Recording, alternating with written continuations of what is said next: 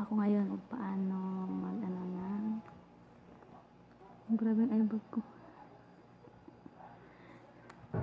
Kaka-YouTube. YouTube is real. Gagawa ko ng video about insulin. Paano mag-ano ng insulin. Dalawang klaseng insulin. Lantus, tsaka Novorapid. Ito ginagamit ko kay Lola, pasyente ko, kasi diabetic. Depende to sa sugar, kung ilang units ang pwede mong ibigay. Yan. Kasi si nanay nag-request, nanay-nanayan ko nag-request na magawa daw ako ng video, kaya ipapasa ko din to sa kanya. Itong Novorapid Flex Pen, mabilis ito magpababa ng sugar. Itong klase ng insulin, mabilis ito magpababa. Tapos itong isa, mabagal magpababa ng sugar. Ito ginagamit ko kay Lola pag night, kasi mahirap na pag ito ang iturok mo kasi baga matikok.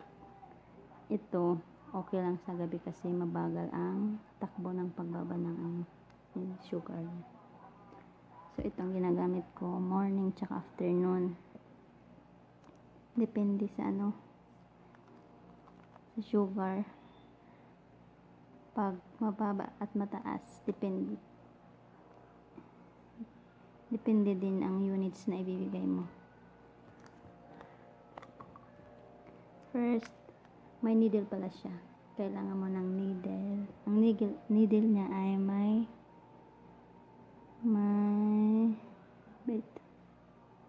size. Kita niyo size niya. Baliktad. Size niya. Ang needle ay may size. Yan ang size ng needle niya. Open mo to.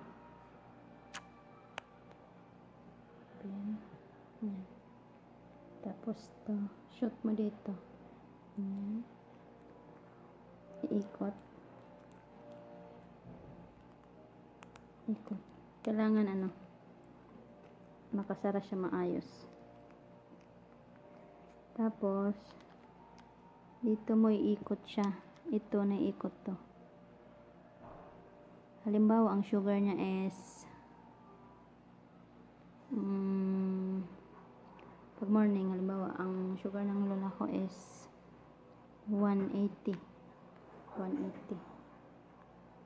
Bibigyan ko siya ng 10 units. Iikot mo to kasi may number to. Ikot mo sa 10, may number yan. Sa 10 hanggang 10. Yan. 10. Yan. 10 units. Pag 180, 170, 160, ganyan.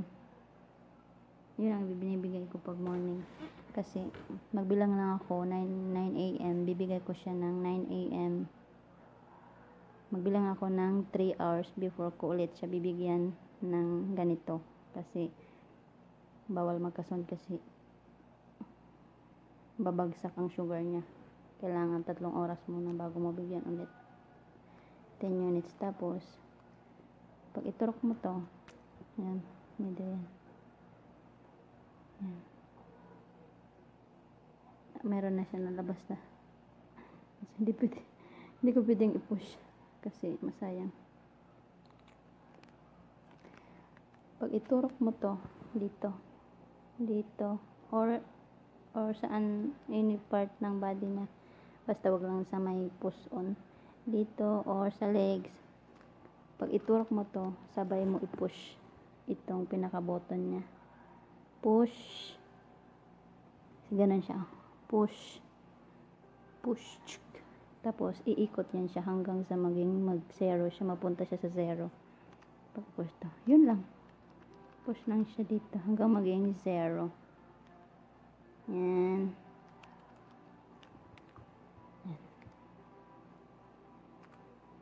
Ang pagbibigay ng depende po sa sugar. Hindi sugar.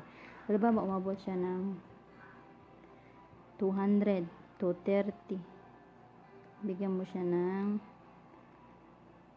15 units o 20 units. Yun ang binibigay ko kay Lola pag morning sa afternoon. Pero pag gabi, ito ang binibigay ko sa kanya. Yung mabagal lang. Pag 230, 250, 20 units ang binibigay ko.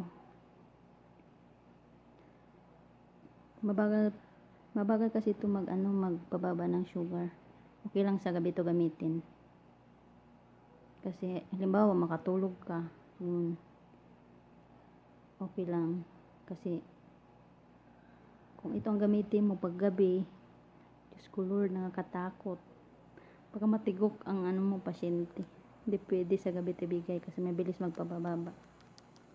Kahit gano'ng katakas as ang sugar niya, kung ito ang bigay mo sa gabi, hindi pwede.